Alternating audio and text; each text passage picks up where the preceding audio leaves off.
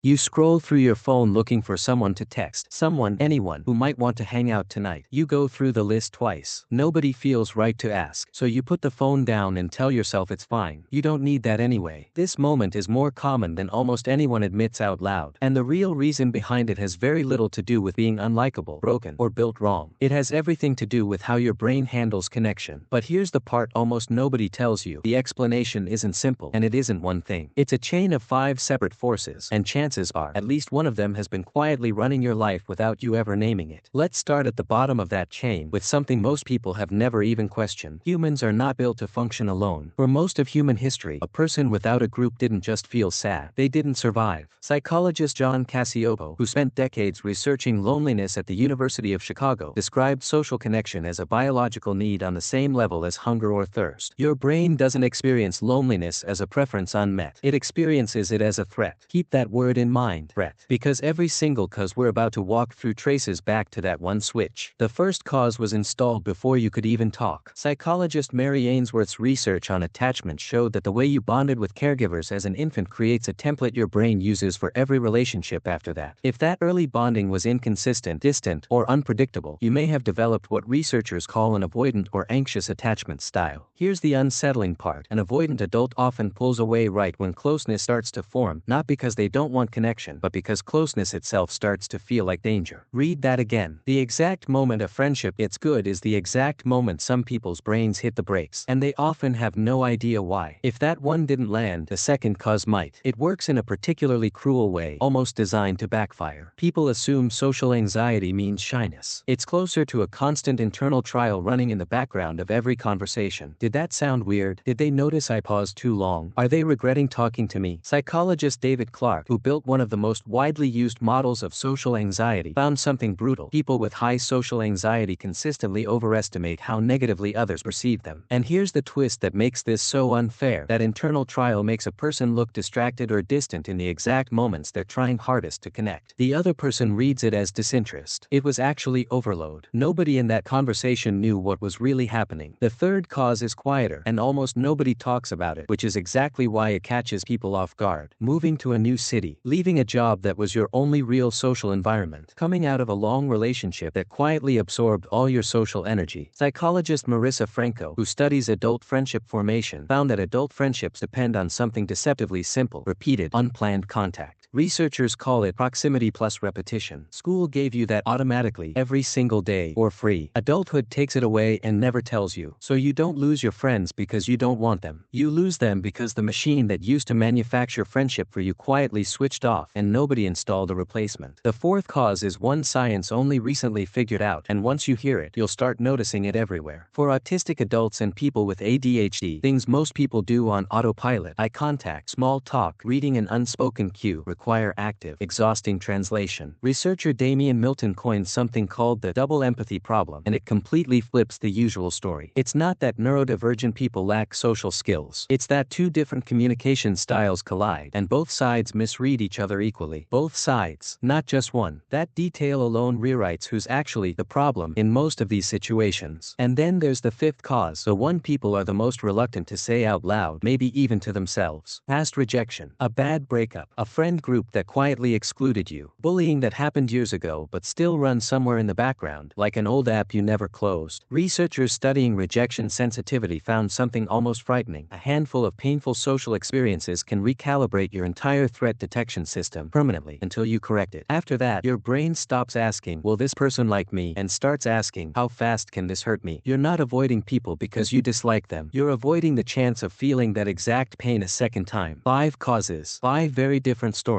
But notice something. Not one of them is about being unlikable. Not one is a character flaw. Every single one is a protective system that made sense once and simply never got the memo to stand down. Now here's where it gets bigger than any one person's biography. Your ancestors lived in groups of 20 to 50 people for almost all of human history. There was no real concept of extended solitude. Physically, it almost never happened. Evolutionary psychologists argue this is exactly why modern loneliness feels disproportionately heavy, almost unreasonably heavy for just not having weekend plans. Your nervous system was never calibrated for a world where someone can go days without one meaningful conversation. It's still running code built for a world where separation from the group meant real, physical death. So when you feel that hollow ache of having no one to call, you are not overreacting. You are running an alarm system that is responding with complete accuracy to a threat that used to be lethal. And here's the cruelest twist in the entire chain. Loneliness doesn't just sit there quietly. It feeds itself. The lonelier someone becomes, the more their brain shifts into self-protective mode, scanning harder for rejection, expecting disinterest before it happens, pulling back before anyone even has the chance to pull away first. Casiopo's research mapped this exact loop. Loneliness isn't only the result of isolation. It actively manufactures more of it the longer it's left alone. So is this permanent? Here's the turn you've been waiting for. None of these 5 patterns are fixed in stone. Attachment styles, despite forming in infancy, are not a life sentence. Researchers now describe attachment as something that can shift through new, consistently safe relationships, even in adulthood, even from friendships alone. Social anxiety responds, repeatedly and predictably, to gradual exposure. This is one of the best documented results in all of cognitive behavioral therapy. The proximity problem of adulthood can be solved on purpose by deliberately rebuilding repetition, the same class, the same group, the same weekly thing, showing up enough times that familiarity quietly does what an entire shared childhood used to do for free. And rejection sensitivity, as real and as raw as it feels, fades the moment you collect enough new evidence that contradicts the old story. None of this requires becoming a different person. It requires understanding one simple fact: the friendlessness you feel was never proof that you're unlovable. It was a system built for protection, sometimes built before you had any say in the matter at all. And systems, unlike identities, can be rebuilt. So if you're scrolling through that contact list tonight, finding no one who feels right to text, know exactly what's happening. The silence isn't a verdict on who you are. It's a snapshot of a brain doing precisely what brains have always done, protecting you from a danger that, somewhere along the way, simply stopped being as dangerous as it used to feel. You put the phone down and tell yourself it's fine. And for the first time, maybe it actually is, not because you don't need anyone, but because you now know exactly which of these 5 forces has been running quietly in the background. And naming it, finally, is the first step toward it not staying this way.